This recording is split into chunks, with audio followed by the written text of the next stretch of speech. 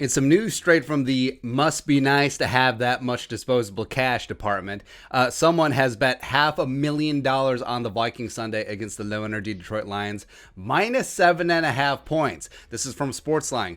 Big Vikings bet at Caesar Sports. $500,000 on Vikings minus 7.5 versus Detroit. Good or bad bet? Now, initially, I want to say it seems like a good bet because from the outside looking in, if you're not a Vikings fan, you look on paper, okay, the Vikings 1-3, they've underachieved, but they're certainly punching above their weight, and they probably should have won one, if not two of those games, probably 3-1, point differential, 2 points, blah, blah, blah, right? So this is a much better team than the results have shown, even though it says you are, right? And you look at the Lions, they're already missing Jeff Okudah, they're already missing Tyrell Williams, they're missing Romeo Okwara, they're missing Taylor Decker, and also Penny Sewell's banged up, and also Frank Ragnow is going to be out. So a lot of key players for the Lions are going to be out. It's at home, U.S. Bank Stadium, and the Vikings are trying to save their season because if they go to 1-4, there may not be no more.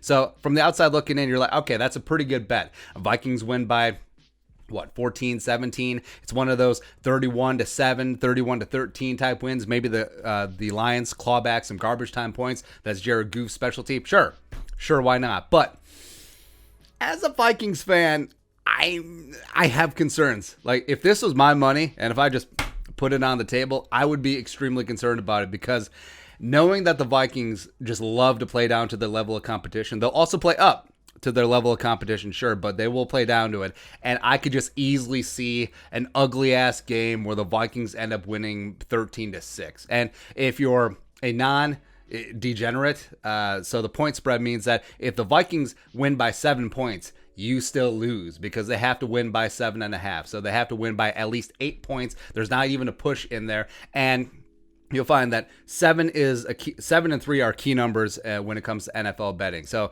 7.5, just like,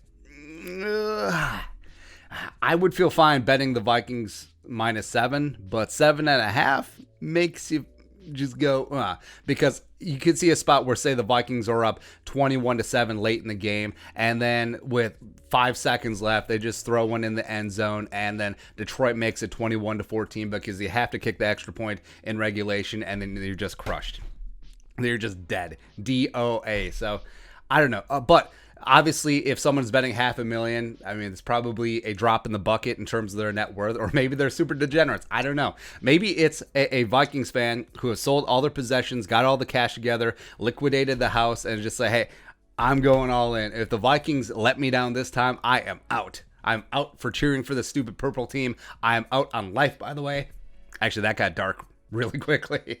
But I also had this thought, like, maybe this is like Billy Walters. Maybe this is one of those big-time sports betting syndicates in Las Vegas where they're trying to pump up that line. Like, so if you're taking the Vikings minus 7.5, that's a big chunk of money, even though in the grand scheme of things, is it all that much? But one solid bet, that could bump up that line. So maybe the Lions will get 8 points, 9 points. Maybe by kickoff, with all the Lions injuries registering and everyone hammering the Vikings minus the points, maybe it'll be Lions plus 10. And then guess what? The same guy who bet the $500,000 at Vikings minus 7.5, bet the Lions plus 10, baby.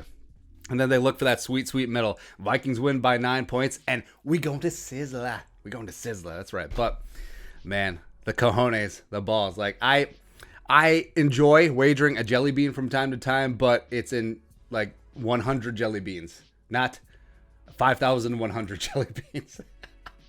It's rough, man, but I'm rooting for you. Damn straight. But your thoughts on our thoughts on the $500,000 bet on the Vikings minus 7.5? I don't know, man. Let us know in the comment section below. Subscribe for daily Vikings takes. Want to support that work? Pull us up on the Venmo. But until next time, Skol, production value.